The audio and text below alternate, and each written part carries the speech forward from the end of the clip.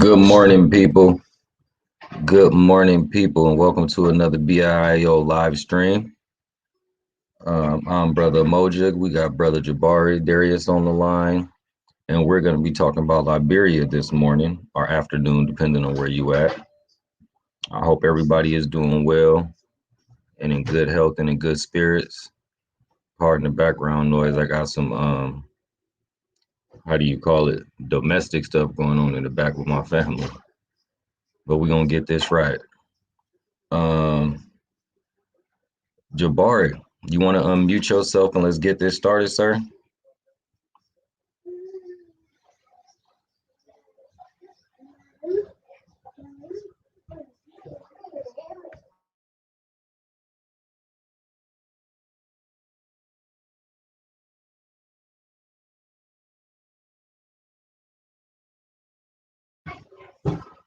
Oh, man, why are you not here? I see you, but I don't see you on the stream.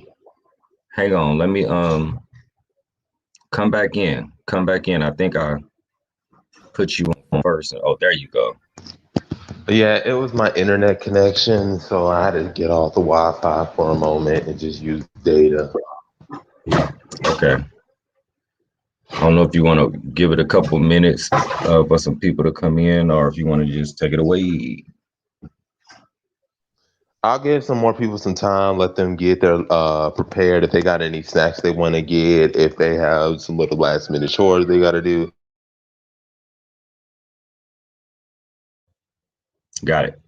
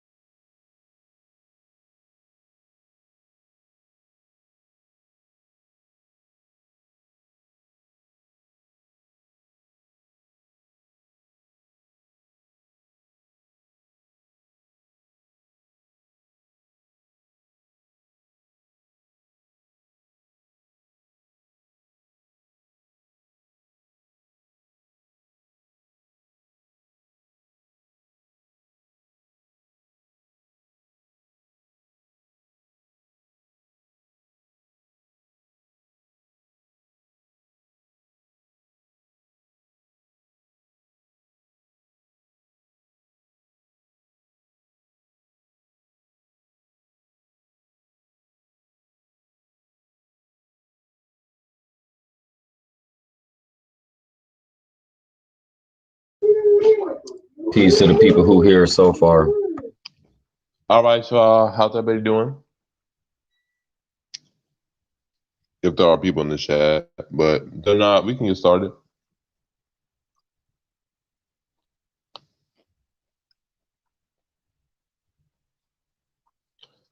Okay. Take it away. It's a few people listening right now. Let's get it started. So as y'all can see by my avatar, it's BAIO Liberia. So this is my primary expertise. This is my primary focus. So this is going to be interesting live. You're going to get to know a lot of information what we can do. So the first question that I have is that you can answer, or I'll just answer is, or some people in the chat can answer. Why do African Americans and some Africans use Liberia as a justification for African Americans not returning back to Africa?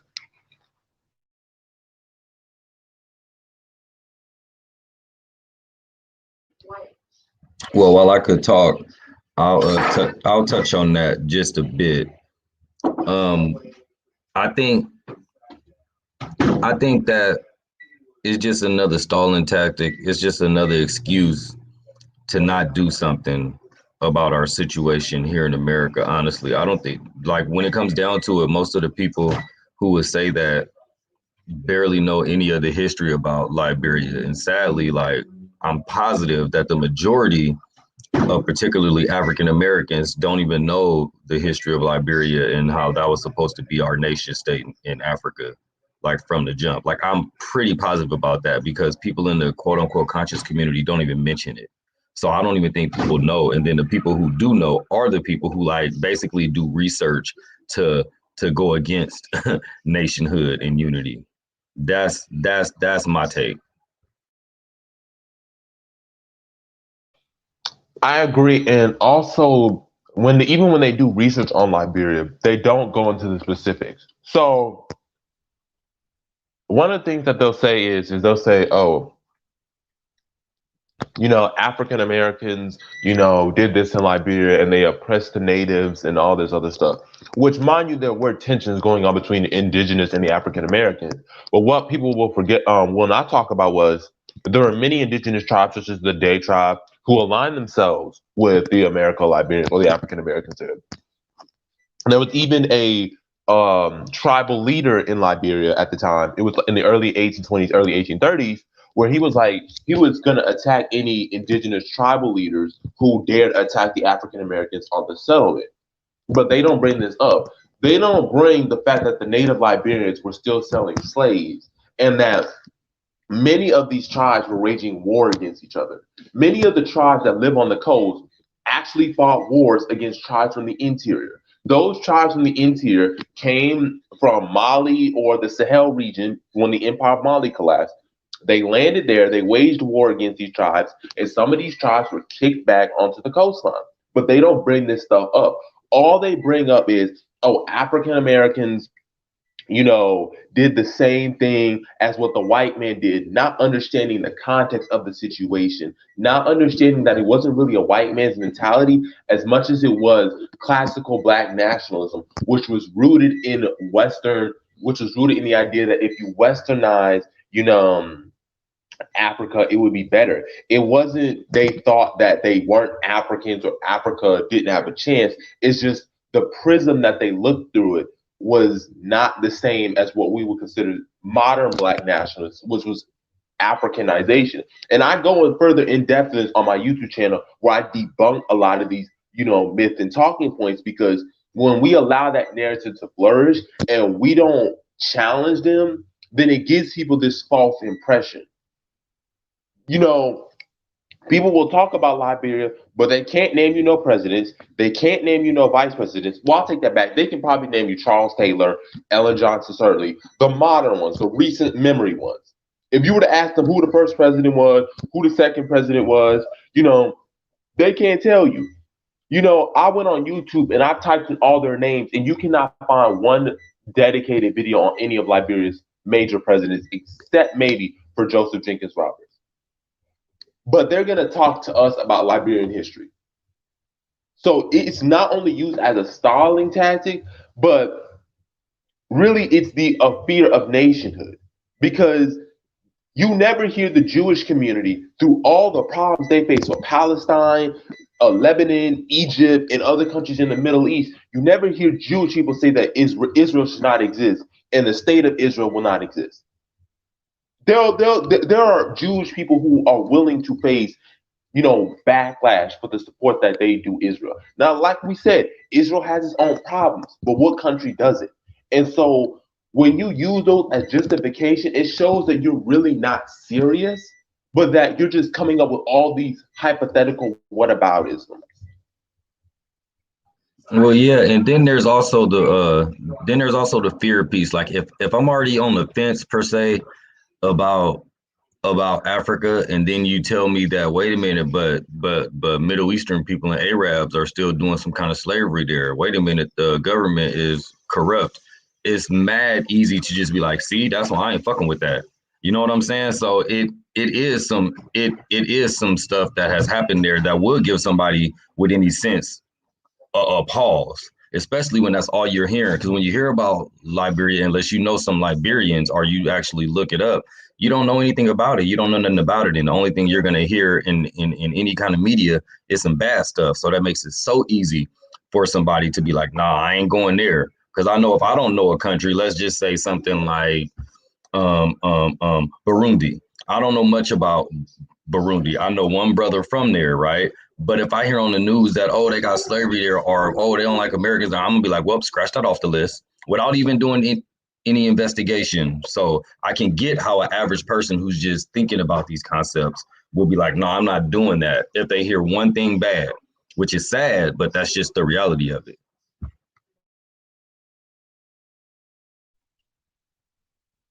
It is an unfortunate reality because you have.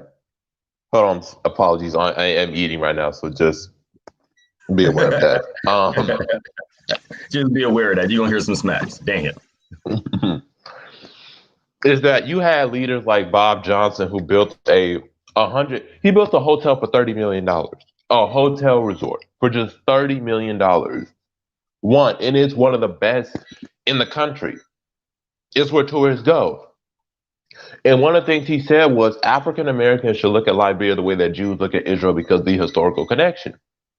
You know, there's this one Liberian that I'm close to. He also has a YouTube channel, and he was like, if I'm an African American, I'm not going to try to go to Ghana because they were the ones that enslaved me, but I'm going to go to Liberia because that's where my ancestors came and built.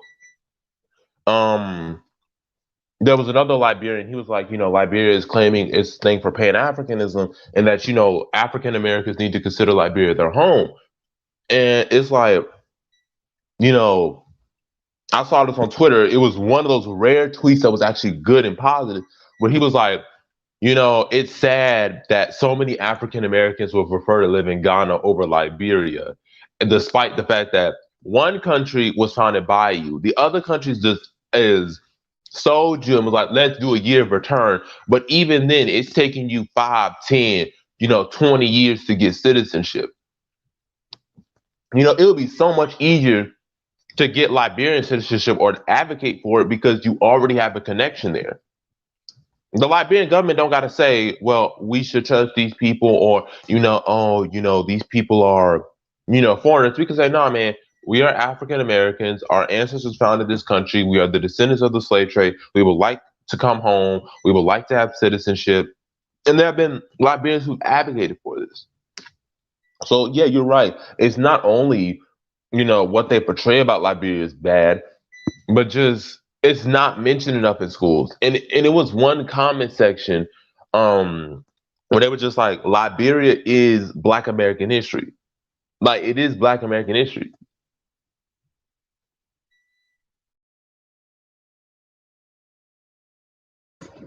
You want to hit that question and then we'll go to the next one.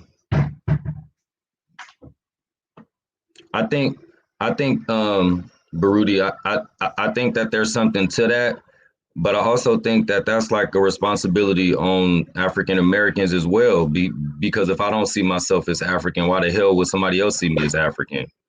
You know what I'm saying? Like that is the attitude of a lot of African Americans, is that we do think that we do look down on Africans. So in that light, I can't just expect some people just to yeah, it's just a really shit, we could say, toxic relationship in a big sense between African Americans and Africans. Like, but again, I know a couple Liberians. One of my partners here is Liberian, man, and I done went to so many Liberian little parties, wedding parties, little dance parties and stuff, and I always get love. Like me personally, but that's just me, right? Now, as a group, I don't know how they will look at us, but then what group of African Americans is trying to go over there and actually build a relationship? You see, it's a two-way street, and it's like, we're going to get into that question later, though, so I don't want to go too much into that. Jay, you got something on that one? Yeah, so is that my issue when they say, we're colonial settlers in relation to, African American returnees, is that they forget that, okay, but y'all never criticize your other African tribes within Africa. So y'all don't complain the fact that this tribe is oppressing this tribe and this tribe is trying to ethnically cleanse. See, one of the narratives that I can't stand about Liberia, they'll say, oh, we enslaved and we tried to brutally oppress the natives, when you had African tribes who were literally trying to commit genocide against one another. But we're seen as colonial settlers. We're seen as colonial settlers. Meanwhile, you have in Nigeria, northern Nigerians, in particular Boko Haram, killing southern Nigerians, killing southeastern Nigerians, waging war in Cameroon, waging war in Chad, waging war in Niger. You have ethnic tensions in the Central African Republic and South Sudan, but y'all criticize us for us coming there trying to rebuild the continent. Y'all are still having civil wars over this stuff. Meanwhile, we're trying actually to build Africa because we're tired of seeing our continent disrespected. But y'all see us as settlers. But you have no problem with that oppression and those wars being waged across the continent. Ethiopia. I mean, you have the situation with the Tigrays and the Amaras and the Oromos and the wars that's being raged there, that's bringing in Eritrea as well, that have brought concerns about it in the UN. Like, can we stop this whole African Americans are going to come with the white man's mentality? You know, I find that so funny because these are the same people who will say we have the white man's mentality, but we'll be listening to Billy Graham, we'll be listening to Paula White, we'll be listening to Joel Osteen, we'll be allowing these white evangelicals to train and teach them, by the way, and they call us colonial settlers. We gotta debunk that, because that to me is so problematic. I know you was eating, but I want to know if you got some water, because you on fire, sir. And we're gonna need you. To take a sip. Can you go on to the second question? People are active in the comments. Go to the second question so we could address that and some of the questions in the chat.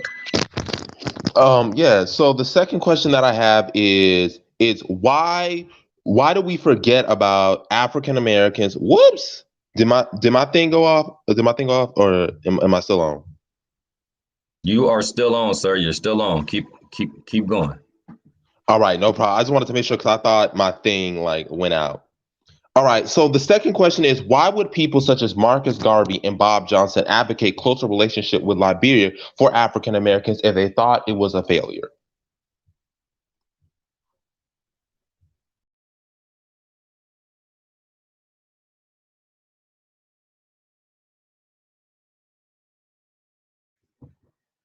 And now he didn't disappear. Man, I don't know why my partner do me like this, y'all. I really don't. Here we go. My thing went off. My bad. My thing went off. Okay. The second question is, why would Marcus Garvey and Bob Johnson advocate for closer relationships with Liberia if they thought it was a failure? Well, we got to consider the time. You know, at the time, it wasn't just more overt racism. Well, not even more. It was just overt. And also the conditions here in terms of economics. You know, white folks hadn't done the brilliant job of letting us into certain spaces to make us comfortable here in America. So it was very uneasy and it was very difficult for Black folks in America at that time. So it was real easy to sell, and they had known the history of Liberia and what it was supposed to be. So they was basically talking about what we're talking about. Like, this is a good idea. Like, why are we not all up over this? You know, and obviously it wasn't a failure. What they just needed was just help.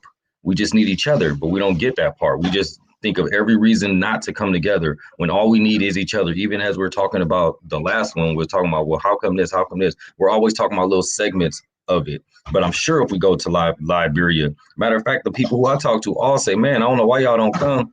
You know what I'm saying? We actually want y'all there. But you'll hear from one person, you'll hear one comment on YouTube, or you'll hear one person saying that, no, y'all not African. And we'll just say, yep, fuck all of Africa. You know what I'm saying? One person that spoke for the entirety of Africa and we're not welcome. It's like, that's not the case. That's not the case. But unless and until, because one of us could go over there and have a horrible experience and be like, I don't know what I was thinking with Liberia. Man, it's because your dumbass went over there by yourself thinking you was going to change the world. But now if we actually come together on anything and move as a unit on anything, it's liable to work. But we just seem to have the hardest time moving as a unit. Take it away. Yeah, and the thing about it is that Bob Johnson did his thing back in 2008. Marcus Garvey was in 1920s. We ain't even talking about the 1820s. The Back to Africa movement, especially the Back to Liberia movement, has been going on for 200 years. Just last year, on February 6th, marks the 200th anniversary of when the first African Americans went to Liberia.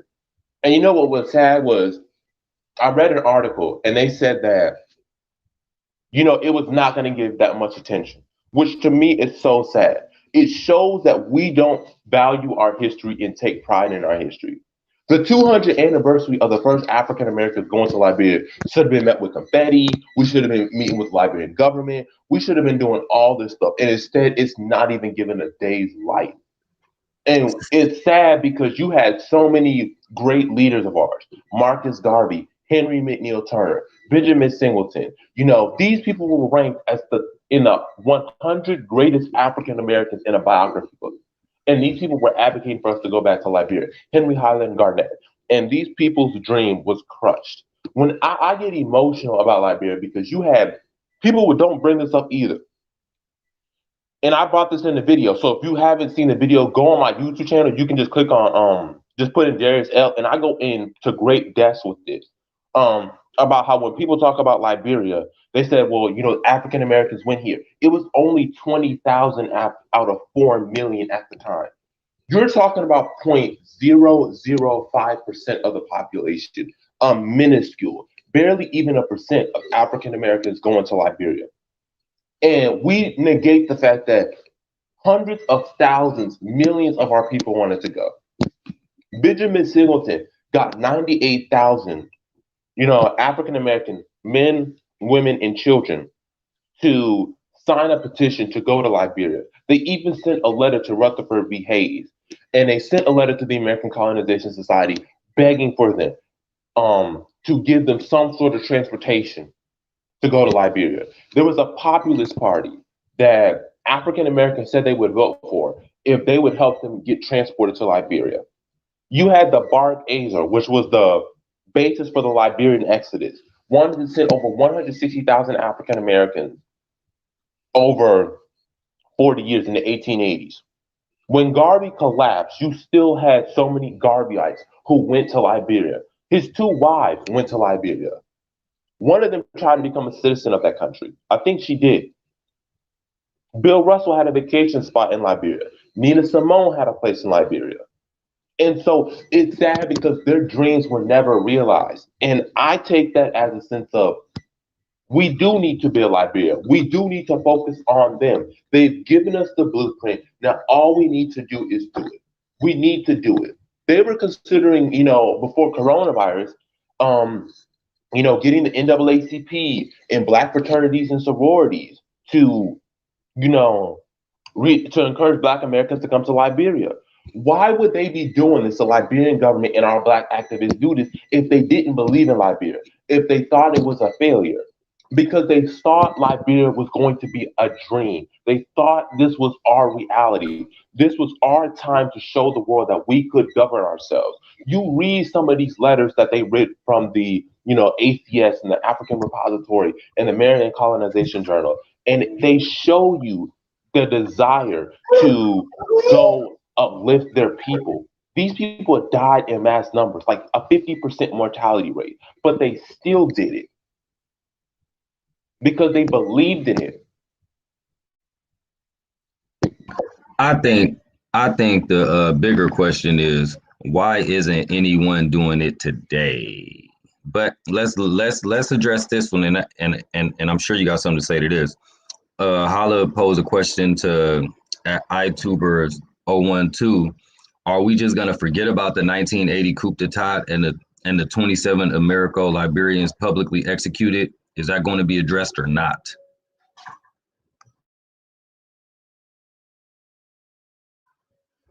Tom, no, Baruti, I didn't say Liberia was a failure. I just said that they went there because they didn't think Liberia. They thought it was a dream. They thought it was something that they could achieve.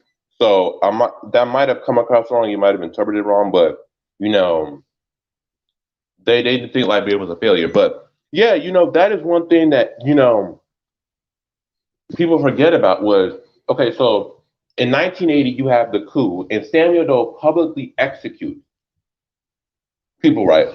He executes these American-Liberians of William Tolbert, and the American-Liberian hegemony comes to an end after 133 years. Okay, so then Samuel Doe comes into power. He doesn't change any. He doesn't really change anything. He just changes the Constitution, which basically says the same thing as the original Liberian Constitution. And he creates what's called the People's Redemption Council, or the PRC. The PRC's government that's led becomes one of the most oppressive during the time period. He's brutally repressive, and the same thing that they criticize us for doing, he ends up doing exactly in return. So instead of the American Liberians doing it, quote unquote, now it's the Crown tribe who did it. In 1985, there was a coup attempt. Charles Taylor was the culmination of everything, but in 1985, they tried to do a coup. I think it was the Geo and the Mono tribes, and he went after those tribes. Then Charles Taylor invades Liberia from the Ivory Coast, and then you have the Liberian Civil War.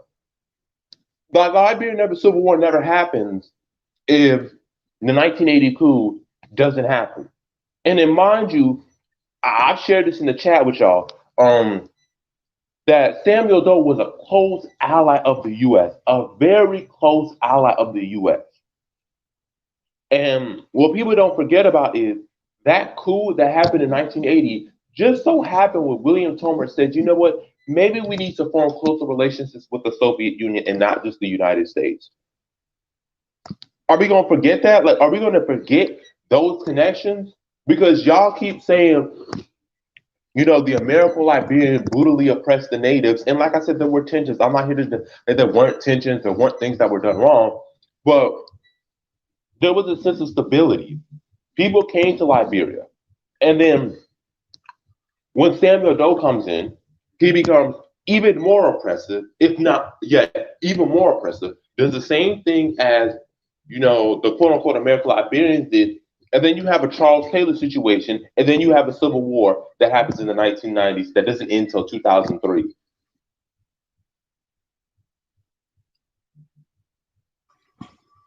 You want to take us to the next question, G? All right. Let's see. Hold on. Let me get something real quick because my thing is just acting a fool right now. Give me a second.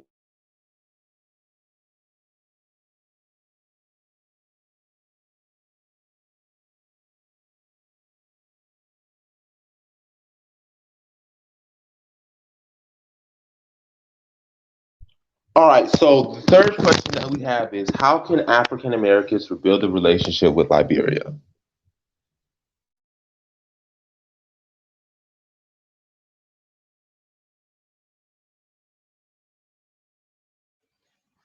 A big part of me says that they can't. And that's just because of what I see. You know, like it's a lot. We like to talk about if, but you know, there's also reality. You know, and we just don't give a fuck, man. Like straight up, it's not enough of us that give a fuck, and then the ones of us that do, I feel like we're spending more time, valuable time, wasting trying to convince people, or even if not even convincing, standing on our soapboxes and screaming what we believe is the truth, while the world is passing us by, while we're being lapped by other races, and and it's a daunting task as it is. But then when you feel like you're just doing it all alone or with your own little group, it's like it just don't seem, and it just seems definitely not impossible, but it's so fucking daunting, man, straight up. And then it just frustrates me because you'll hear, and then you'll see 1,000 groups all talking about repatriation, 1,000 groups all talking about Africa, 1,000 groups talking about Pan-African. And why aren't we doing this together then as a fucking unit, man? Like we could sit up here and talk with people on the continent on a YouTube show. We could sit up here and be on WhatsApp and everything else. Yeah, we have no sense of collectiveness when it comes to getting ourselves out of the trouble that we in. And it's fucking stupid, man. It's just dumb at this point. I'm not going to use any good, nice, big words and make it seem pretty. It's stupid. It's stupid and it's weak. And I'm personally tired of it. I'm tired of hearing people talking all this shit. And then when it come down to us working together, we won't even get on a fucking conference call to see what our people are doing, to see how we could work together at anything. And that's why I say that we can't, because don't nobody really want to. 2 or 3 people is not going to rebuild the relationship with Liberia. 50 people ain't going to rebuild the relationship with Liberia, because all they got to do is look at America, look at these Negroes and be like, these niggas ain't shit. Like straight up. That's just my thought. I know it's way more pessimistic, but that's just my truth right now. Straight up, we play too damn much. Oh no, not at all. Your argument is merited because we have a lot of people who claim, we need our own government and we need our own nation. And then when people bring up Liberia, then all of a sudden there's crickets. Like people are telling you, well, you have this country, it's called Liberia. Why don't you go help and build it? Or why don't you, take control of it or retake it back or make Liberia great again? Like iTuber 0112 always says is that, you know, we already have the nationhood in the land right there. So if you were really about nationhood and you were about black self-determination, you'd go to Liberia. It's the same thing when we talk about, people bring up Garvey. Like I said over and over again, people say Garvey and Garvey. But Garvey went to Liberia. Garvey tried to go to Liberia. That was his plan. So if you truly believed in Garvey, you would follow like his followers did. And when he was deported, you would go to Liberia. But you don't. You just talk a good game, but you don't actually do anything. And that's one of the things that I noticed. Those people who are really about nationhood and others in the black community actually went and did it. They actually built resource. They actually built something. The people that we see right now on, YouTube and stuff like that, they're not serious about it. And for me personally, I feel like it can be done, but the thing about it is that it's gonna take a lot of visibility, which is a lot of work. And then we gotta counteract all those narratives, which is why I felt the need to create a YouTube channel was to really challenge these narratives because it was so pronounced that I was just like, okay, I can't take this no more. Like I have to do something. So it takes that part as well. And then you have a situation where then they're going to ask for, incentives. And then we got to factor that in. So it's a lot, but the relationship can be done. But we have to also, tell African Americans, this is your country. The flag was designed by 7 African American women. The country's Declaration of Independence was written by African Americans. You have to take ownership of that. Jews, no matter if they've been to Israel or not, and I always make that comparison, or it's a similar comparison or analogy, you know what I mean, is even if they don't know that they've been to Israel or they haven't been there in quite some time or a couple generations, they know that that is still their country. And even though, the relationship has sort of like been sour for a couple of decades, or it's still our country, whether we like it or not. It was founded by us. Okay. That country is on the face of the earth and it's ours and we need to reclaim it. I don't feel ashamed about Liberia. I feel proud. It motivates me every day. It encourages me to want to do better, to get those skills. It encourages me to want to learn as much as I can so that I can possibly run for office in that country. I take that serious because that is a representation of us. Because what people are always going to say is if these Negroes can't govern Liberia, what makes you think we're going to give you power? You can't even govern a country that quote unquote is yours. What makes you think you're going to have power in this country?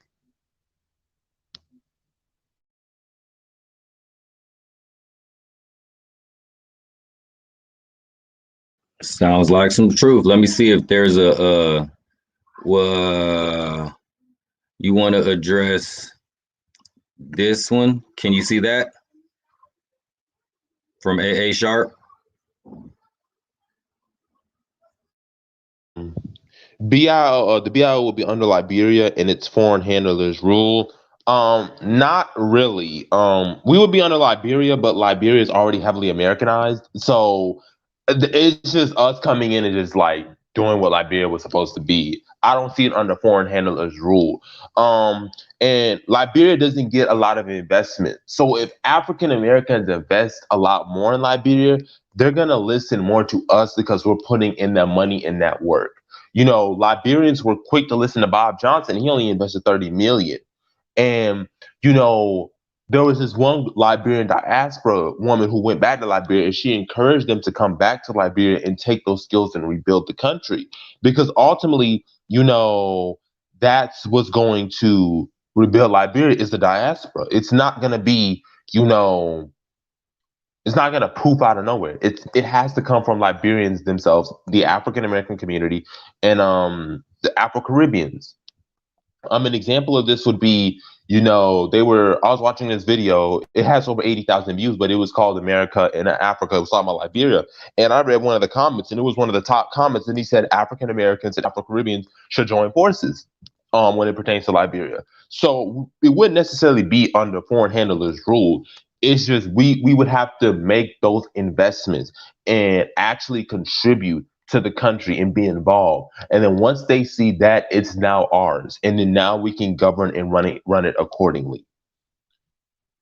To answer Holip's quiz system, where's the Constitution? Are you talking about Liberia's Constitution? Because Liberia's constitutions can be found all online. And actually, if you actually don't, this is actually something that you may not have known. The Liberian Constitution in 1824 said that Liberians had the same rights as Americans as if it was a U.S. territory originally at the time. Because at the time it was the American colonization had it, and we were supposed to be treated like equal Americans. That's funny. That proves it right there, the importance of having your own. Because even though we weren't in America, we would now have full citizenship of what it would mean to be an American, although we would have our own land. And that was the purpose of it. Well, you're not going to get equality in America, but you can get equality here, or you can run your own. And that was appealing to a lot of free slaves. So, like I said before, if you invest in a country, you bring your skills and you bring a huge population, Liberia would open the gates. This one woman brought it perfectly. And I should send you the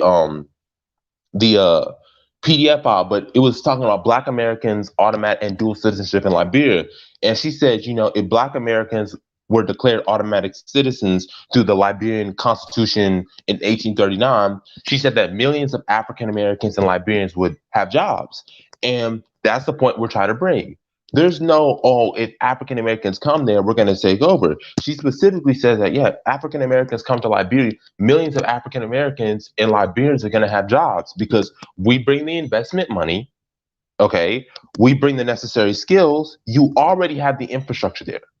So we don't have to do, we can start from scratch a little bit, but we don't necessarily have to start from scratch because you already have Monrovia, you already have Buchanan, you already have Harper, you already have, Nimba. Now all you got to do is just renovate a lot of areas, invest in the universities, and then voila, like it's ours. And so,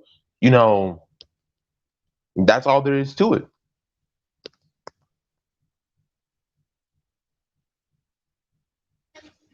Your next question, my good man.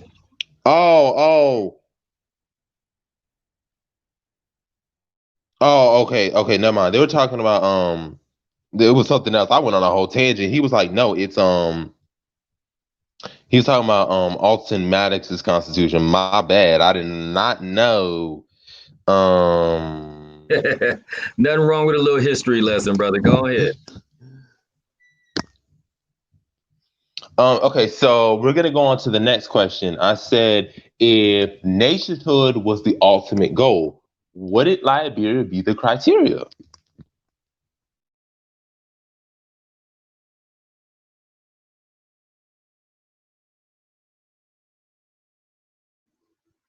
I think so, but then there's that big if though. There's that big if, and I personally think that our people are full of shit, and that nationhood is not the goal. That's just what I see, and I mean straight up, straight up. But I think Holub got a good question right there. That's on the screen if you could see it about the executions. But yeah, I do think Liberia. Like the more I think about it, it got a seaport. You know what I'm saying? It's not a landlocked country. It got everything that you need, straight up. It really does, and it will be very logical. Like and Liberia to add is to it, legit. like this, and this is also something in the chat we can consider. Liberia is home to the largest rainforest in West Africa, so you can use that for tourism. Liberia has a lot of resources such as iron ore, some of the largest iron ore deposits in the world, access to rare earth metals, access to kaolin sand, which is rare earth materials. Liberia has gold. It has efficient. It rains a lot in Liberia. Liberia is Monrovia is the wettest capital in the world, so you can use hydropower and stuff like that, or water energy. We have so many rivers that can get us to the gateway into Africa, and we already have the prestige of being Africa's oldest republic. We have some of Africa's oldest universities. The University of Liberia and the University of and Cunningham University are some of the oldest universities in West Africa. The only other one was in Sierra Leone, which also happens to be founded by Black Americans. So we have the privilege of that as well. So Liberia would, like I said, it is the quintessential destination, and it's already got some infrastructure and it already has a history there. It would be perfect. To address Holup's concern, there has been a lot of discussion about that. When Liberia, fortunately, poetic justice happened, and this was in the comments when many said poetic justice happened to Samuel Doe. He cooed the Tolbert regime, and in return, he got cooed as well. Then there was the Civil War that happened, and there were a lot of Liberians that were brought to justice.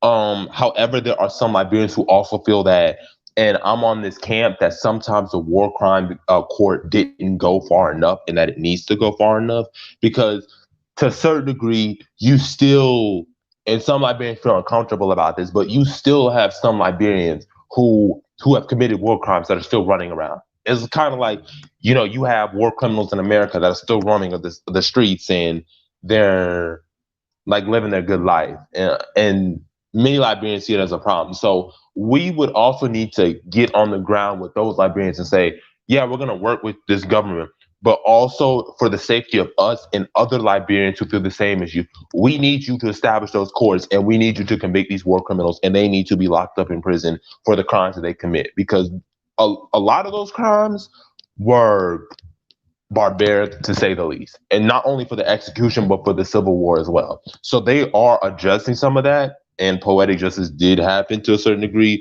So to address your question, that is going on. You want to go to the next question before we kind of address Sierra Leone too with it? I think we got one more question, don't we? Yeah, we do have one more question.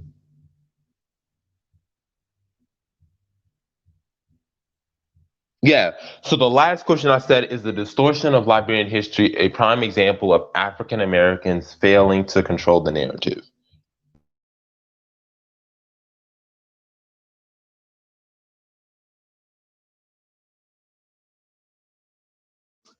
Yes. I mean, could you imagine though, if we actually did have social, economic, and political control over Liberia and Sierra Leone? Could you imagine two countries on the continent of Africa that is controlled by the diaspora? Like that's like a wet dream, man. Like straight up, that's like a porno thought right now. Like, could you just imagine? Listen, I think about it. Listen, Man, I think about it all the time. Okay, I might need to get off this Wi-Fi because this Wi-Fi causing me to echo. Oh wait, never mind. It's not me. No, it's not me. But I think about it all the time. How would it be like for us to, have Liberia and Sierra Leone as our country? To have Liberia, as the place where we would make our own rules, do our own trading. We could be the hub of West Africa, the financial hub of West Africa. We would have our own military and all this stuff. And the thing that also gets me, excited would be, imagine us having our own Olympic team. We would be going out with our own Olympic team, with our own flag. We would be singing our own national anthem. I always think about that all the time. It's why, I sing the Liberian national anthem, and why I have the Liberian national anthem downloaded on my phone, because it was created by African American as well. And and he was like, in unity we shall not fail. One of the verses is similar to that. But I think about it all the time because, especially knowing the history of Liberia, and especially knowing the significance of Liberia and Pan African thought and all that stuff, we would instantly become a global force to be reckoned with. And like Holub says, I don't think people understand the full scopes of what we're talking about. If this were to happen, it changes everything. The dynamics changes significantly. So you're not the only one.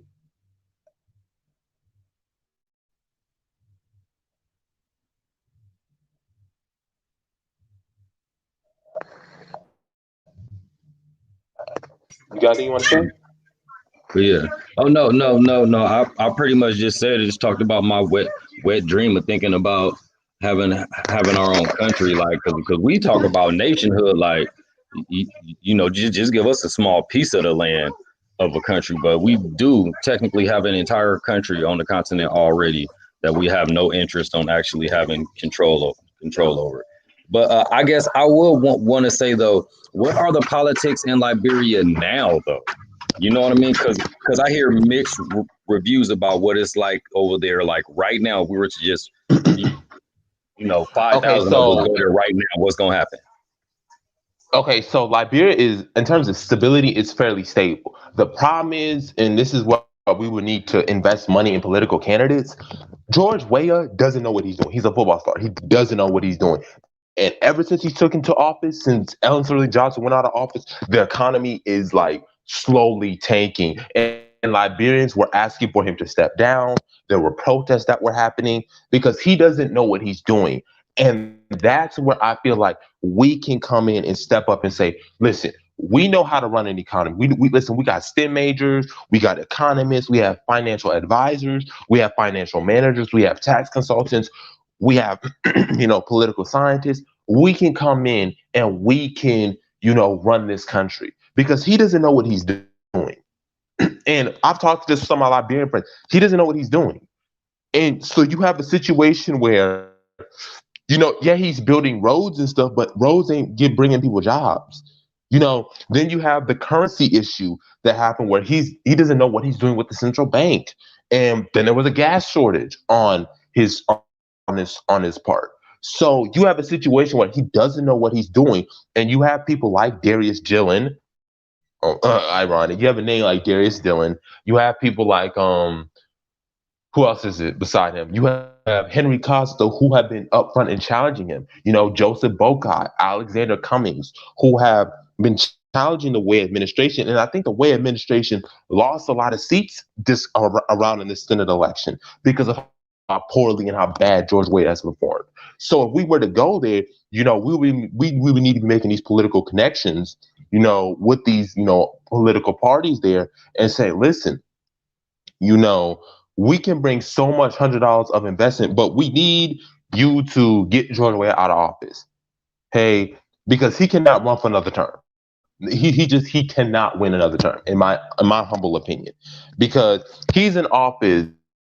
And okay, even though Liberian politics is very similar to American, it's very similar to American in a lot of ways, but in terms of political terms, it's a 6-year term. So he's in office from 2017 to 2023, and it's approaching that second term. And I'm gonna need him to lose that second term because I don't want to see him for the end of that decade. I just don't want to see it. So it's stable right now, and you have a lot of Liberians protesting him. But yeah, that's what would need to be done.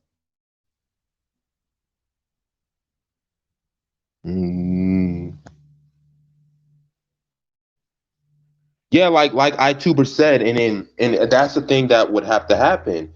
Um, you know, it's really the social and political parts, which is why I said we would need to make those connections with, the Liberian,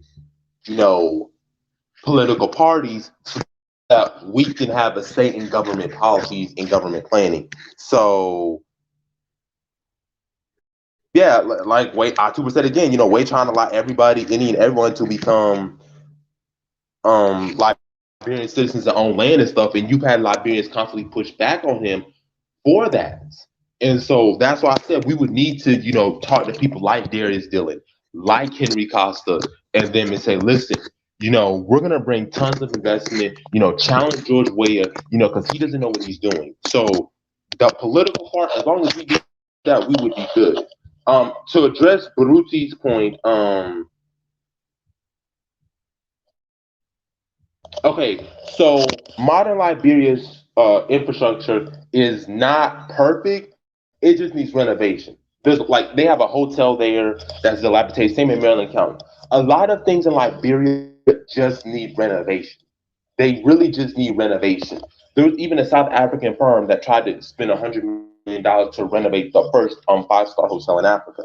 So, um, you know, we would have to do the renovations. And once we do the renovation, then more African Americans would be able to come in because you would have some of the infrastructure.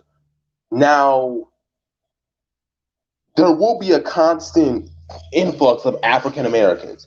Once we get that on the roll, like if Liberia does this and we do this and they give us citizenship and like I said, it's hypothetical, there's going to be a constant influx coming in. It's not going to be knowing the history of that country and the connection.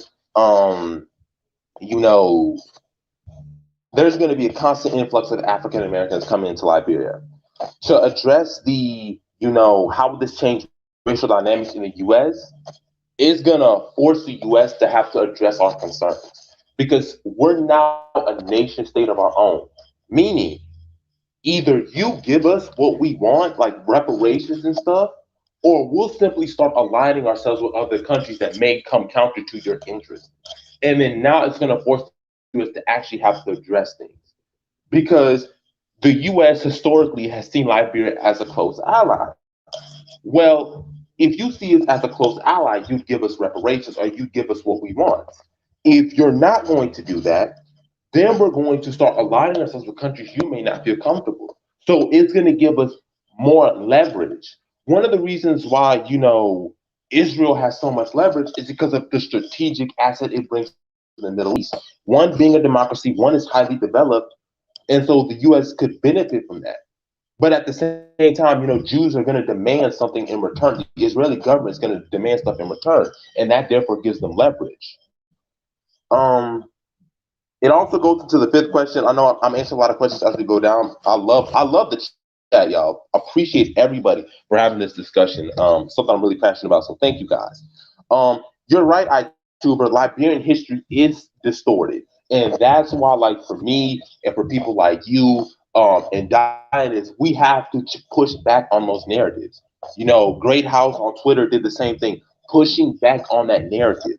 We have allowed Westerners to distort Liberia's history so much that what they say that like what happened to Liberia is not it's not what really went down. Like I've studied Liberian history for the last 5 years, and what they say went down didn't really go down. They enslaved the Liberians didn't happen. Oh, they were brutally oppressive against the indigenous people didn't really happen. There was a lot of stuff that happened. An example, they'll tell you, well, African Americans shunned the natives. The natives weren't included. That's not true. There were plenty of natives in Liberian House of Representatives. Alfred Francis Russell did it when he was president in 1883 with the Grebo tribe. Many of like the American Liberians were not African Americans themselves; they were Caribbean returnees and African captives. So that missed the development right there. Hans Jürgen Massaquoi, who wrote a book called Being Black in Nazi Germany, was the son of a German mother and Liberian king, who was of the BAIO tribe. They don't bring that up either. So yeah, Liberian history is very distorted, and once we, correct that, and we keep pushing and challenging that and educating people, it's going to change the narrative. But we have to push back on that narrative, and we have to bring those receipts. And then once you bring those receipts, it's going to start to change. Because I've talked to some Liberians, and they have been shocked at the amount of information that I've known, and that, man, you know more about Liberian history than I do. So many Liberians, they don't even know themselves I did a YouTube video on this, and it was talking about the creation of a Black American homeland.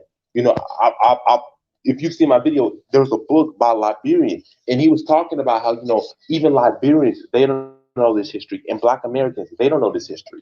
So once we, like I said, fix that narrative, we're going to be good.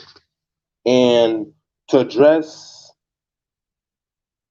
yeah, and like Tuber said, do you want to say something? I know I've been talking a lot and I'm bringing a lot of fire, but do you want something to say, Mojo, before I continue on? Keep on going. I'm getting stuff ready for the family. I told you I was going to be a little on and off. So keep on going, man. It's a great show. Oh, all I got right, something no to say, problem. but I'll wait. Go ahead. Yeah, so yeah, like Tuber said, Liberia is a full 100 years older than other popular African countries. That that's really what it is. And like you said, it's about repairing the reputation. Prior to 1980, Liberia had a great reputation. You know, it was considered, you know, one of the golden places in Africa.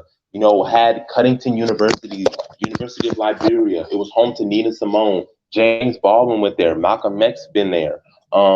You know, the quote unquote Hebrew Israelites, right? Before they went to Israel, stopped in Liberia, and some of the Hebrew Israelites even stayed there. So, yeah, like Liberia is our homeland, and I keep saying that. Like, I'm not going to push back, reject my homeland when my ancestors founded that country, survived colonialism, you know, had some of their territory taken. I'm going to consider Liberia my homeland no matter what. And like you said, with the fact that it's 100 years older, we should be proud of that. We should be proud of that. We are the first republic. We were the first country to gain the independence. Okay, we set the example. We had the first female president in Africa. Liberia did. There's so many things that Liberia should be proud of their history, and we just don't talk about that. And the fact that we don't talk about that is a huge problem. You said for real, so many lies about Liberia. The average modern Liberian just accepts it as truth. That's factually correct as well. They did a focus on Liberia. It's a YouTube channel, but they were doing the Liberian Flag Day. And one of the things that she said was, you know, there's a lot of distortion. You know, when they said, oh, you know, we should change the flag. And she's like, I'm not changing the flag. She said, that's the first Pan African flag. You know, this was the flag of my ancestors. And she said she did all this research in the University of Minnesota.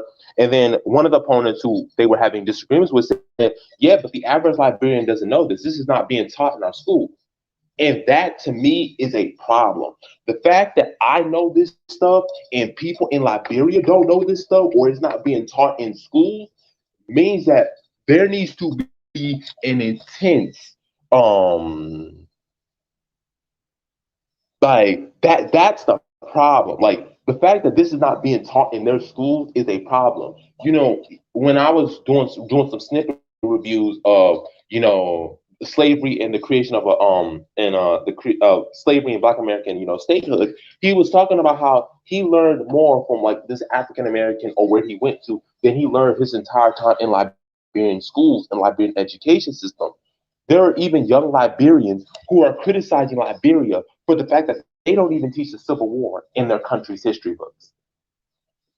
That level of distortion is deeply problematic because now you have a situation where they don't have the full context. They're just given, similar to what we do, this small snippet of history, and it's creating a whole lot of problems and dilemma.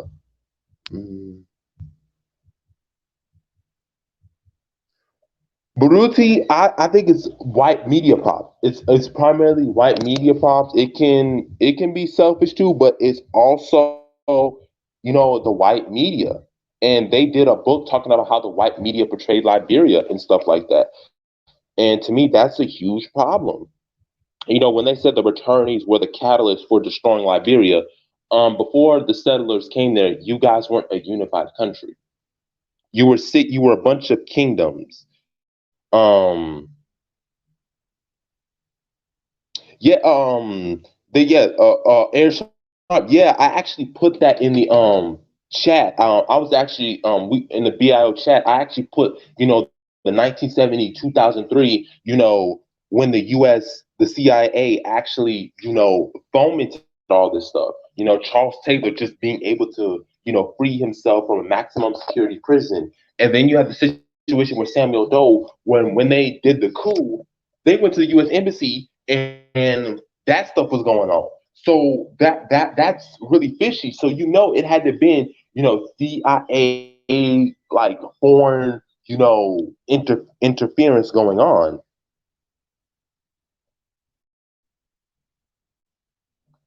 Yeah, like that was deeply problematic to me, and it really angers me because really they were the ones who destroyed Liberia. Let's be honest. The CIA and the fact that they were able to let Charles Taylor go free was really the end of Liberia's infrastructure and the economy, and it went to one of the worst economic downturns in all of history. Once 1990 happens, Liberia's GDP just goes from like 400, one of the premiers in Africa, to being like dead last. That's how bad it was. Um, so yeah, the CIA and those covert and over operations Liberia, I do believe. I can believe them. Um, October, great point again. If you go on a tour, Wood and Maya did it, and I've seen some of the comments you did, so you watched the Wood and Maya videos, and they're really informative. Like they bring you the real history. They know their history, but the average Liberian, they don't know that. They don't know all those history. If you were to ask the average Liberian, even with the cause of the Civil War, there are different variants. They did a survey and they said, no, it was corruption, it was inequality. Some said it was tribalism. Like there were so many factors that led into that Liberians said in the survey. But they don't talk about a lot of stuff like that in the history books. If you were to ask people who designed the flag of Liberia, who designed the flag, it was 7 African American women. I mean, there are some Liberians who don't know their names. They don't know Susanna Lewis. They don't know Conalette Teague. They don't know They did J.B. a. Westmoreland. I will say they did a terrible job on that flag. I can't stand that flag. I don't know why I don't like that flag. I mean, I understand because at the time they were very Americanized, and so like they wanted to create their version of America, like a Black America. But we could change that. We could come to our indigenous Liberian brothers and say, you guys may not like the flag, you may not feel like it represents you guys, and some like indigenous Liberians and American Liberians have said that, and we can say we also agree with you, and we can come up with a committee and design our own flag. If we don't want it to resemble the U.S. flag, we can advocate change for that flag. I understand where it comes from because it shows the connection between America and the American slave. Um, but we can always change the flag. I mean, countries go through, flag variances, and we could change that. Hey, let's change it to the red, black, and green, or let's model like the South African flag or the red, yellow, green, motto. There's so many things that we could do, with that and make it more Africanized. And I think that's one of the things that the Americans did fail to realize was how rich the history was. Not only can you imagine that we have Liberia and Sierra Leone, but imagine us having, because I've shown y'all this in the chat before, in the discussions, imagine having our own script. There are 3 scripts, 3 syllabaries in Liberia that have their own writing system. Imagine not only having our own country, being able to write in our own language, that we would have our own writing system that's not the Latin alphabet, that comes from Liberia. That that to me would be insane. Like I think about that all the time. Us like, man, we being here and we need to um speaking Vi, speaking Pele, speaking Loma, that would be so incredible. And October, that's about the point. Everything needs to be changed and updated because even though Liberia is our home, and it was founded by African Americans, it's very Americanized. Like I've done a lot of cities, Google Maps on Liberia, and let me tell you, you would think you're living in America. So the capital is Monrovia. It's named after James Monroe. But you also have Virginia, they have a city called Virginia, it's a suburb. You have New Georgia, that's a suburb. You have Louisiana, that's a suburb. You have Harrisburg, that's a city. You have Alabama Camp, that's a city. You have Philadelphia Township, that's a city. You have Maryland County. You have Greenville. You have Buchanan. You have Mississippian. Um, you have there's another area, Adena, which is no wait, that's from Edinburgh. That's from Scotland. Um, so a lot of the cities. Clay Ashland, named after Henry Clay, who was a slave owner, by the way. Just putting it out there. It's very Americanized. So we would have to kind of have to work things out because there are some Liberians, some Africans refer to Liberia as America, and some people even said, Liberia is America's 51st state and that y'all should have been a U.S. state. That's what some people have been advocating for. Like, oh, Liberia should be a U.S. state. I don't think that should happen. But yeah, it's very Americanized. Yeah, you're right. Mm, well, like I said before, adopt the Vi alphabet. And like you said, because of that connection, you would not have to fear, oh my God, a cultural shock. Yeah, maybe the living standards because, it is underdeveloped. Monrovia is fairly developed, but some parts of other parts may not be developed. But you're right. The handshake, having those American cities, you can see it as good or bad, but it's gonna allow African Americans to feel home because yeah, we have a Virginia, we have a Louisiana. It feels home. Like I don't feel like I have to, work really hard to fit in.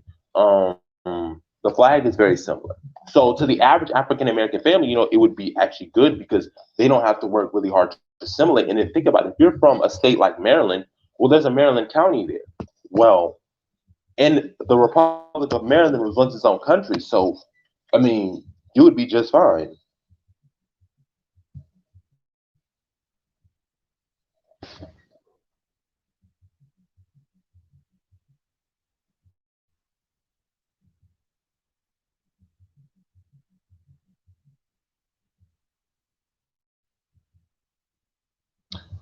Okay, I'm gonna drop Baruti's, Atuba, and Ashar's questions. Thank y'all so much. I'm gonna say this once again. Thank y'all so much for the questions. I really love it. I really appreciate the engagement. I just gotta say I love everything that y'all do. Absolutely. Absolutely. For Um, real. so we're gonna just a Sharps for questions first, and then we're gonna go to Baruti's comment. Or do you want me to do Baruti's first and then go to A Sharp? Brother, you can answer them however you want. I'm looking at the comments and questions now. Okay, so I'm gonna speak for A Sharps first. Both steep hill, up climb. Which one makes more sense? Be our own flag, own new nation, or migrating into Liberia and trying to make their thing tighter? I would say, for me personally, I've always advocated the latter, migrating into Liberia and trying to make it work because you already have that there, and there are many Liberians who want African Americans to return. Like I brought up the Black American automatic case for dual citizenship. Or the fact that I had a Liberian girl, she followed me, and I said, I've always planned on going to Liberia because of the connection with African Americans. She said, yeah, you're always welcome home, brother. You guys helped us gain our independence. So that's why for me, I was just migrating into Liberia. Bob Johnson, that's why Bob Johnson did his hotel because he wanted African Americans to start establishing that connection with Liberia the way that we do Israel. Um, that to me would be, and Liberians also have a extreme love of America. You know, they were talking about how Liberians feel such a special bond to the U.S.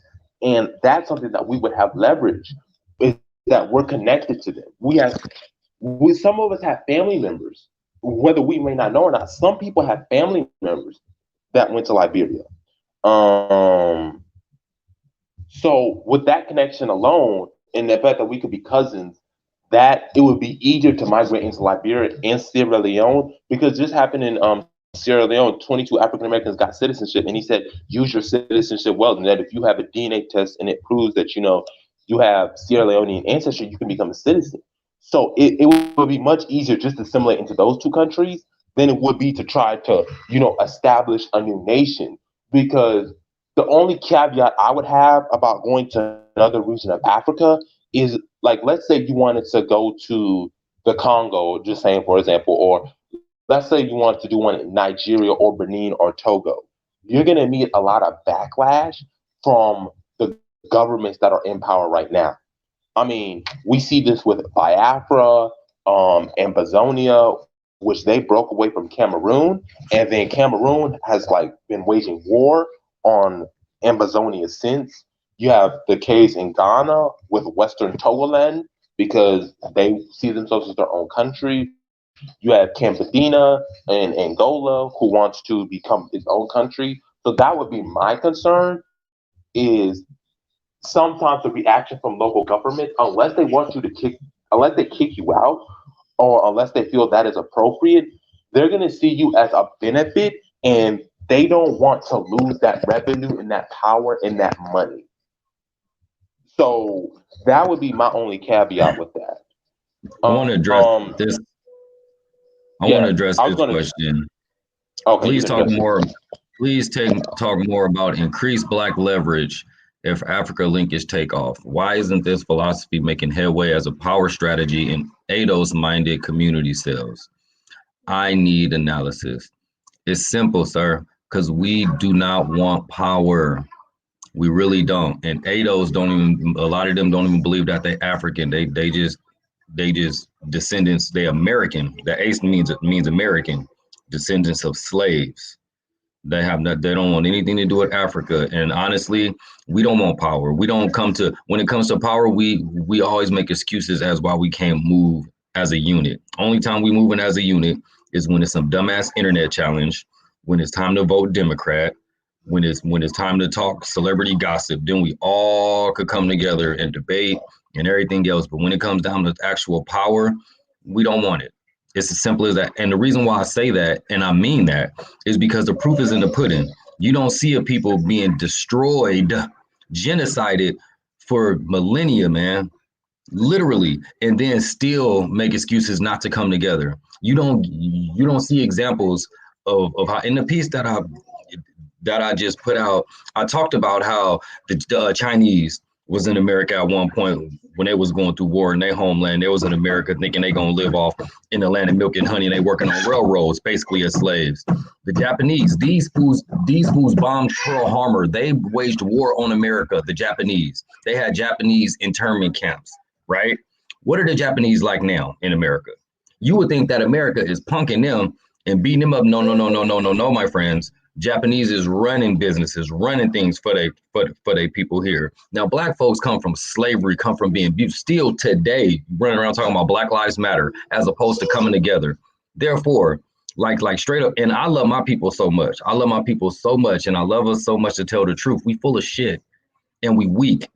I don't care what nobody want to say. I do not count being able to get up from getting knocked down by Mike Tyson again and again and again. Yeah, you got a strong chin, but you're stupid. You know what I'm saying? And keep on getting up, going. I don't call being abused for so long and still like not dying being a strength anymore. Resilient, absolutely. Strong, no, and intelligent. I can't give us that, man. I can't give us that. We are just full of shit. Just like we having this Liberia talk now. You would think that everybody has had some similar conversation now. Just imagine if all the quote unquote Pan-Africanist groups, all the quote unquote we don't like America groups, all the Black Power groups, all the Hebrew groups and all that other stuff was like, you know what, that's a good idea. Let's all just come together and start talking to the Liberia governments instead of doing YouTube debates with each other about who is in America first. But we do not, man. We don't, and that's because we don't want the shit. It's as simple as that. Like that's human psychology 101. If you're not doing something, that's because you don't want to or because you don't care. Period. We can make up all the excuses for ourselves, but we just full of shit, man. Straight up. That's my analysis. And Baruti, and to add on to that, you know, Other groups, when they're being abused, they seek independence. They don't seek to prove to their oppressors that they're valuable. A case in point that I always bring Hello. up, Scotland. When Scotland wanted when they did their independence referendum back in 2014, Britain made a promise that they were not going to separate from the EU and that, they were going to remain in the EU. And so Scotland voted no. They said, no, we don't want independence. Then when Brexit happened, majority of Scottish people voted yes to stay in the EU, and majority of Britons said no. And at that moment, a lot of Scotland independence went up, and it's been that way ever since. Now that they're being pulled out of the EU and the situation with the coronavirus, many people in Scotland are like, no, we need to go home. We would be better. We would be better off if we were independent. And they didn't go through what we went through, because people around the globe understand that if you're being abused, I'm not going to stay in the country that's going to continue to abuse me. If you're going to treat me like this, we need to go our own separate way.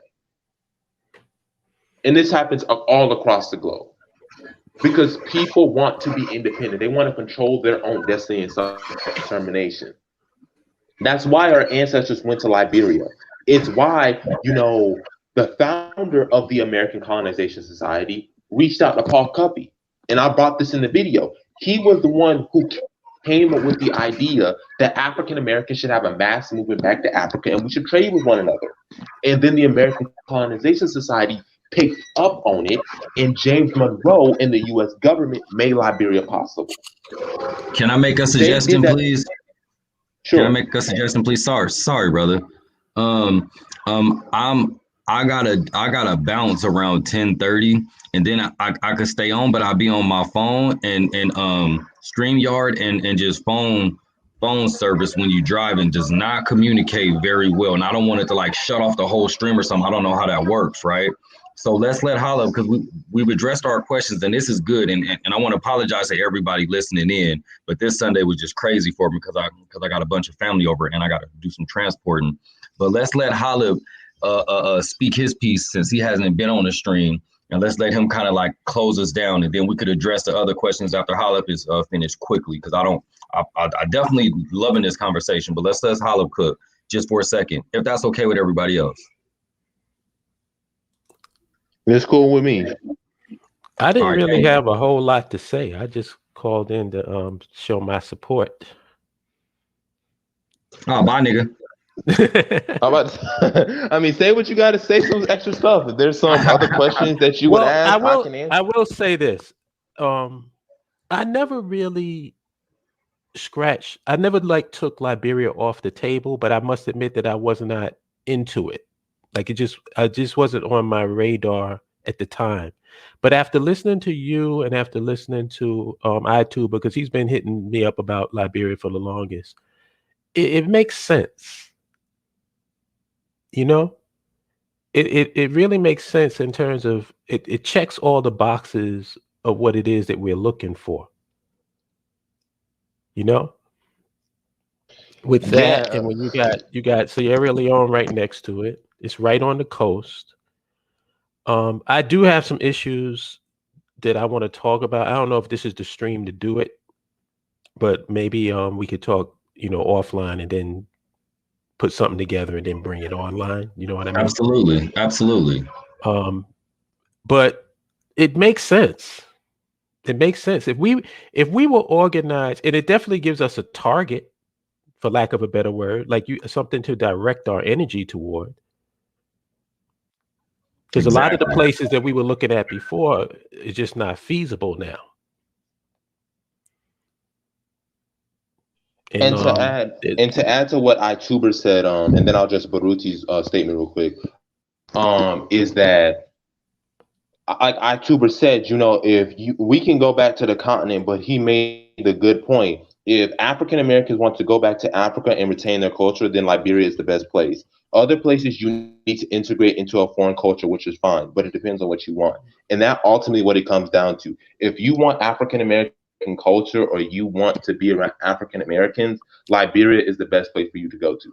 But if you're going to go to other countries, it's not going to bode well for you to then say, like, form your own enclave, because then you're going to create tension. Like, you're going to have to assimilate into their, you know, culture. You're going to have to adopt their language system. You're going to have to basically do that. So, like he said, it depends on what you want. To address Baruti's comment, I'm not going to necessarily say we're being disrespected because we position ourselves as lackeys, but we don't use all of our options. We always do the same things over and over again. And that, to me, also forms some of the disrespect.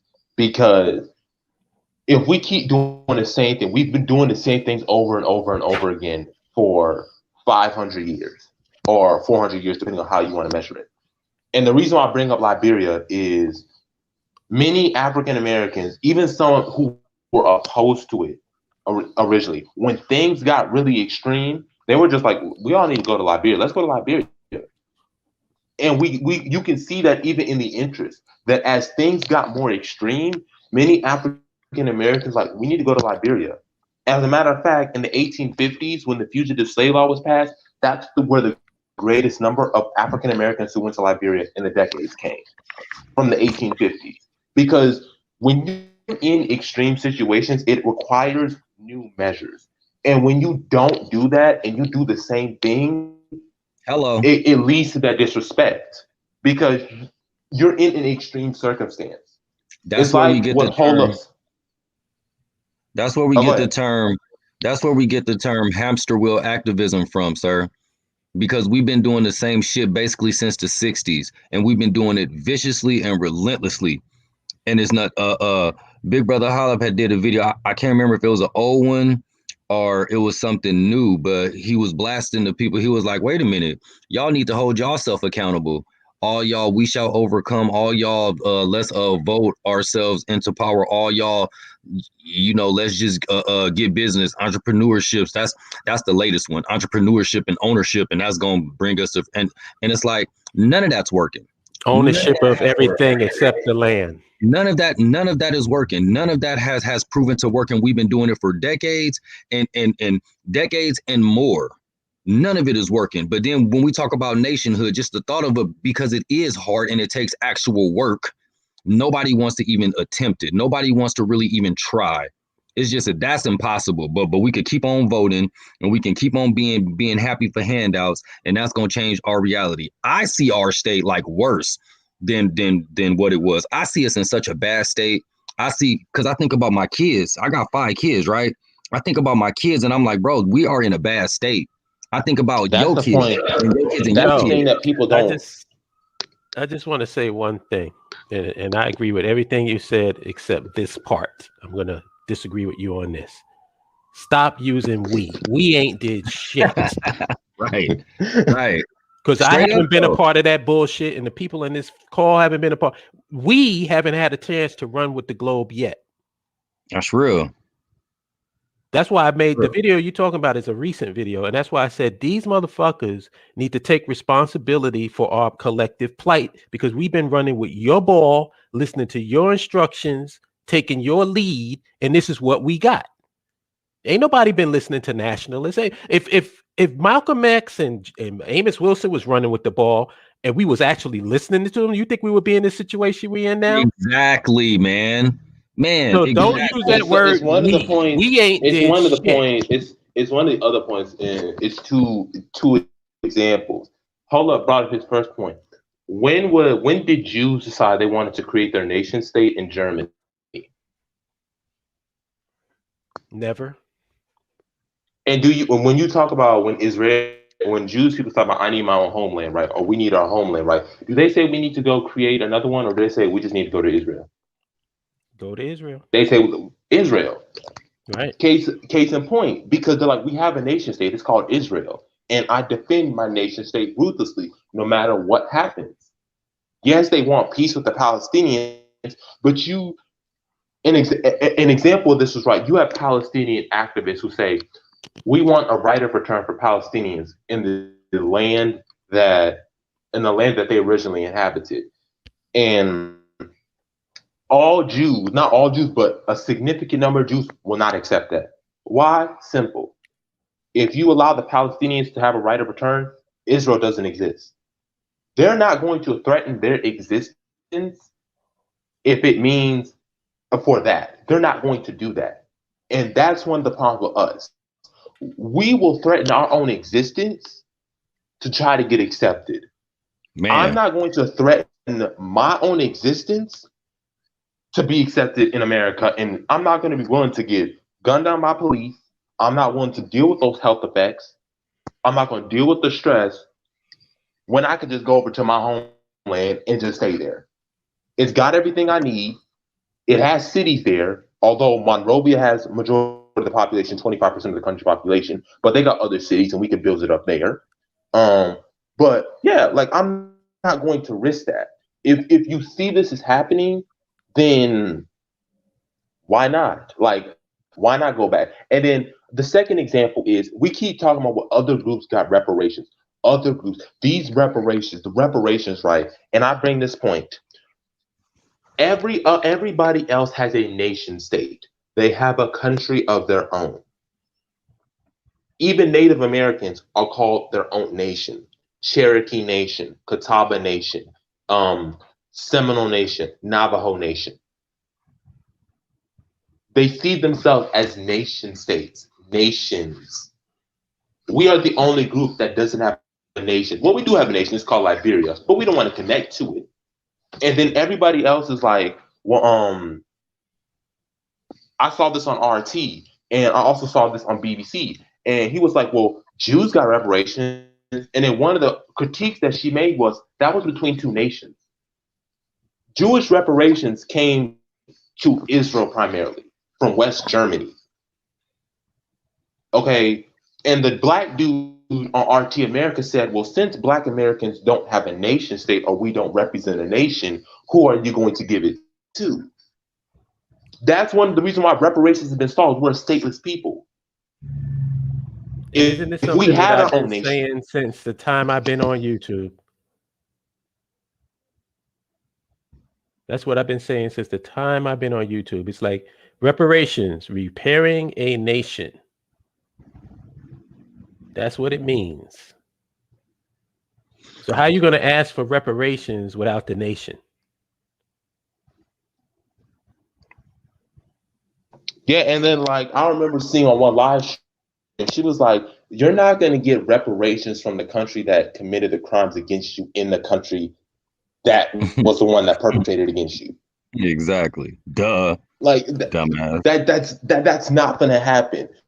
So I'm confused where like this idea is coming from, but it's not going to work. You need a nation and you need stateless people. You need a nation because I'm not confused. I know exactly where it's coming from. I know. It's coming from a bunch of Negroes.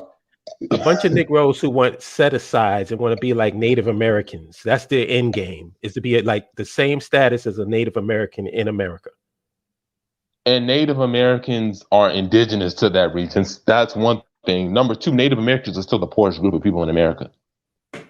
Like that thing people forget about. They're the poorest people in America. And that's who we're modeling our end game after. They're in a very bad position. I want to address Baruti. He asked it to Darius, but I thought I was the one who had said something about this. I didn't answer it. Because we position ourselves as lackey and people who want to be under the basketball. Yes, to answer it bluntly, yes. And please say why we violate fun logic principles. It's because it's not that the leaders who are put in position are smart, but it's because they're corrupt and paid for, and they benefit off of the oppression that the people are under. And then our people, this is where our weakness comes in at and acting like pussies for a very good term, is that we just see somebody black. Kamala Harris, for instance, nobody gave a damn about this lady. She wasn't even getting the support when she was running for president. The moment she get in the position of quote unquote power, now she black girl magic. That's how weak we are. We just see that it's a symbol. Literally, even now, 2021, we just see somebody Everybody, oh yeah, man, at least she there. We still got a long way to go, but at least the sister is, and it's like insane. It's insane how weak and small minded we are, and then when we say this, we get the pushback of, well, we've been oppressed and put throughout. Duh, that's why we should be even taking less shit.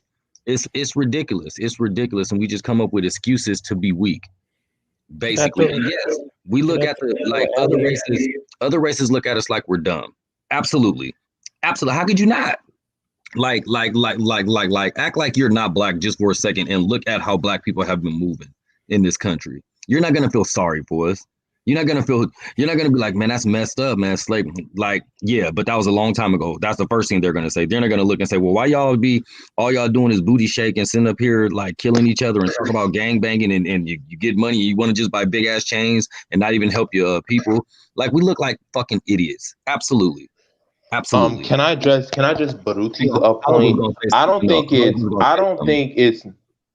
don't think it's not just we don't have smart leaders. We have the talent. The problem is they don't have the microphone. That's the one thing. The smart leaders don't have the microphone. The people who don't know what they're talking about, spreading propaganda, they have the microphone and they got access to huge audiences. That's the number one thing.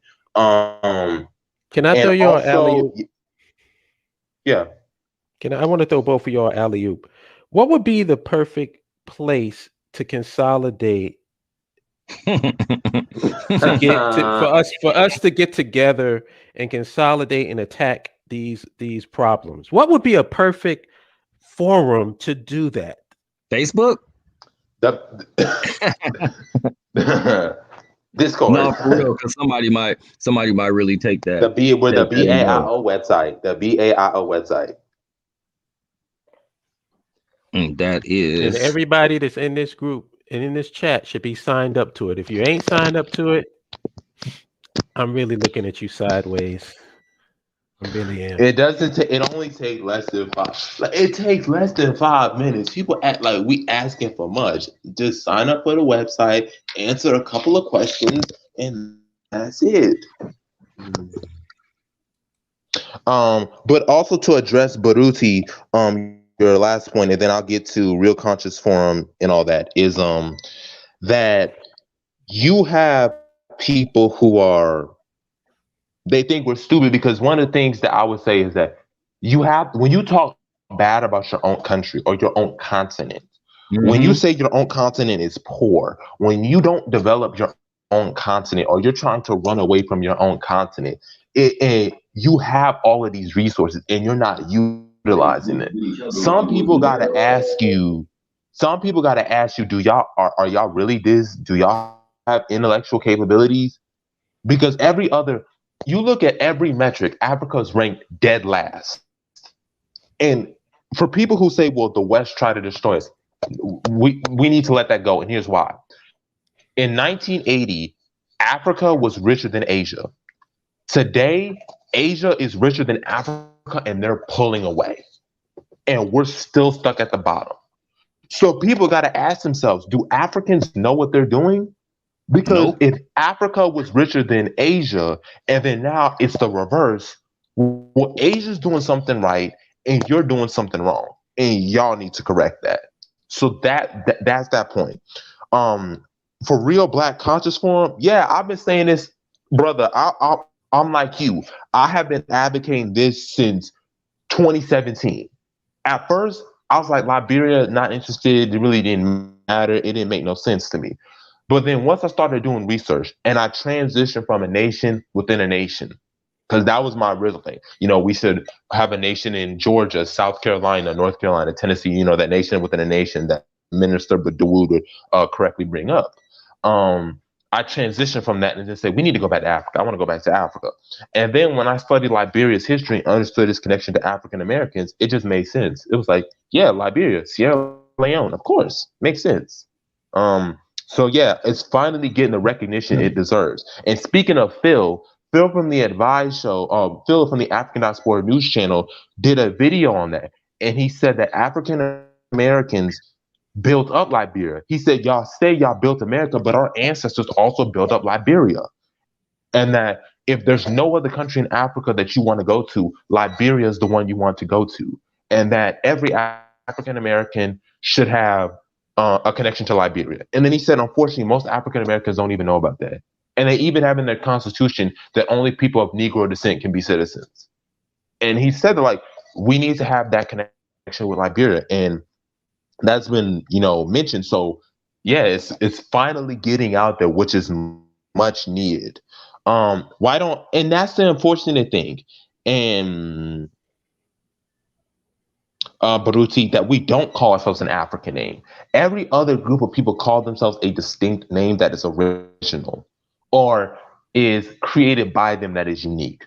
So Jamaicans might not call themselves, Jamaicans, that you already said black. So, but even tribes in Latin America and in Meridian, you have, indigenous tribes who go by their own names. In Africa, you have the Dinka, you have the Noir, and it's sad we don't have our own. It shows that we're not really trying to be our own. We're just trying to just see whatever fits. We're not really looking to establish our own identity and stay true to ourselves. Okay. We are. iTuber. Oh, my bad. No, because we'll do this for another hour. I could already say, and it's really good stuff. Like mind you, it's great. It is great stuff. But I just don't want to make a move and then it mess up the whole stream. Like honestly, that's what I'm really thinking about. But Baruti, go ahead and make your last points. Go ahead and make your last points. Make your last points. Yeah, iTuber. Yeah, I agree. I don't like the label. It can be something better. That's really it. But yeah, that's all I have to say. We can talk about this more. If y'all are signed up to the website, we have a Discord and you can have a combo like with us. So if you're in the chat and you sign up to the website, we can have this discussion on Discord. We absolutely we can have this. We usually have it at 7:30 around that time every Sunday. Yeah, so October, if you're signed up to the website, and is he signed up to the website? I don't know. iTuber. Yeah, if you sign up to the website, iTuber, you can we can continue talking about this further. We do a Discord thing about this all the time. He should be. I think he is. He's been around for a bit.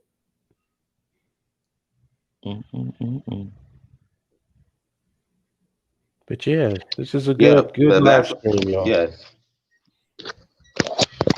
Yeah, that's all I really had to say about that. Make sure y'all sign up to the website. Please sign up to the website. Umoja, hold up. I need to get your opinion maybe after the show about the situation that happened yesterday. So yeah. What happened yesterday? Did I miss something? Go you need to scroll up in the general thing because it's concerning. That's all I was about to say. I think where Signal? On Signal? Mm-hmm. Okay, I'll check it out. Yeah, I think I know what you're talking about. All right, man. It was good to hear y'all, man, as usual. Darius, bro, like, man, I tell you every time, I really appreciate you, and I extra appreciate you for your knowledge on Liberia. I know that's your baby. So, holla, you already know, big bro. I love anytime I can hear your voice and chop it up with you. Big shout out to everybody in the chat, man. Y'all kept it live, straight up. Like, we don't need to just do a thing where we just say, hey, come in the chat and let's just Q&A, because y'all be killing it straight up. We can do 2 hours on just y'all questions. Everybody, I hope y'all have a good day, man. I hope we create a we that gets serious about this, because it's so necessary, man. We could just keep on watching generation to generation fall, or we could create something for them that attracts them more than a Gucci belt. Yeah. So that's all I gotta say. That's all I gotta say. Y'all could have the last comments and then I click us off. Yeah, I just wanted to continue. Yeah, I really ain't got much to say. Yeah, hold up. I just put it in the private comment so that you know of the situation. But yeah, I'm really. It was great talking to you guys, getting this word out. I always want to do this. I always want to continue advocating for this. I spent a lot of time doing this, so I felt it was a must for us. But yeah, that's all that I have. All right, right. y'all. Peace with it. All right, peace.